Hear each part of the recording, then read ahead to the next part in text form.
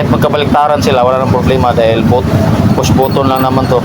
Kahit saan ito, walang polarity. Kahit mabaliktad, wala problema. What's up mga friend, may buting-ting na naman tayo. Ito, XRM 125.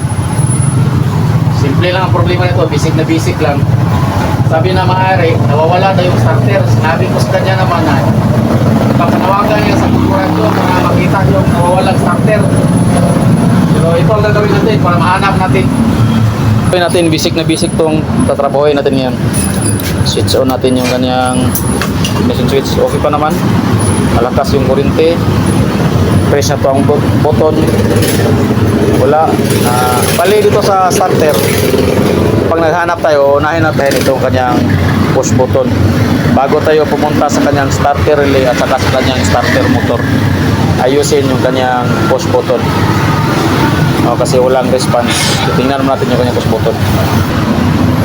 Sa pag-check pala ng push button ng XRM carb, kailangan natin gumamit ng test light. Ito kasi yung trigger ng ating push button ng XRM is positive. So dahil positive yung hahanapin natin, lagay natin ating test light clip sa battery, sa ground ng ating battery. Yan, ilagay natin yung ating ground sa ating battery at test natin yung ating test light. Goods yung ating test light. Pag check pala ng push button, kailangan naka-switch on yung ating susian para susupplyan ng kuryente itong black wire. Ito palang black wire, ito yung accessory wire ng ating push button, at itong yellow na may lining na red, ito yung papunta mismo sa ating starter relay. So check muna natin yung black wire kung mayroon bang laman.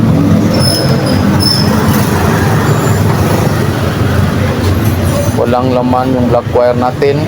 Napalitan na pala to, baliktad pala. Ito palang yellow na may lining na red ang may laman. Pero wala namang problema kahit magkabaliktaran itong dalawa.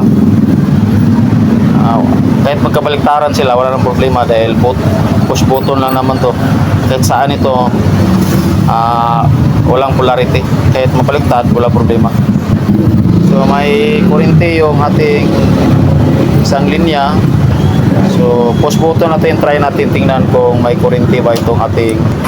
Ayan, umiilaw siya. May kuryente yung ating black wire, meaning wala dito ang sira. So hahanapin natin ang sira, titingnan natin kung dito ba ang sira sa kanyang starter relay or sa kanyang starter motor mismo. Para pala ma-access natin yung kanyang starter relay at saka yung starter motor, tatanggalin muna natin to kanyang body cover. So pag check na ating starter mismo, kailangan naka-on pa rin yung ating susian. Tapos try nating lagay yung ating test light sa ating positive trigger, tapos push button tayo. Goods yung kanyang salamat po sir. Goods yung linya ng ating starter relay. So ang problema nito yung kanyang carbon brush mismo. So tatanggalin natin yung kanyang starter motor para makita natin yung kanyang carbon brush. So ngayong starter assembly natin, nilinis ko muna ng konti bago natin bubuksan. Ang pagtanggal pala nito, kailangan ka ng 7mm na back wrench or socket or kahit ano. Bubuksan muna natin to para makita natin kung anong sira, carbon brush ba or plus tingin ko carbon brush ang sira nito kasi umiikot pa naman itong yung kanyang amateur. Kung ang magnet nito ang kumalas, hindi na ito maikot, hindi na amateur. Buksan natin.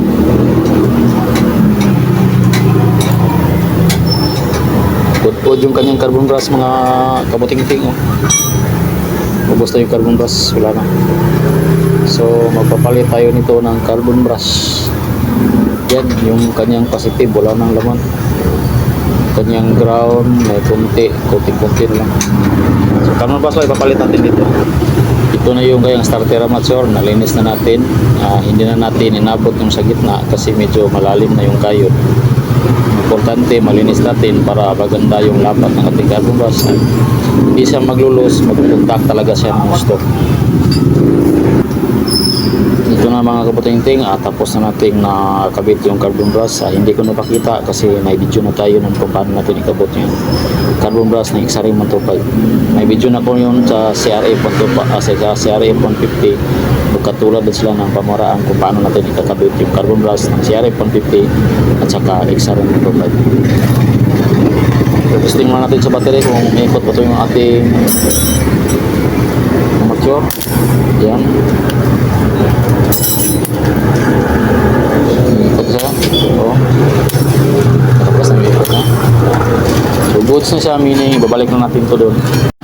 Ito na siya mga kabuting-ting. Tapos na natin ikabit yung kanyang starter assembly. Testing na natin.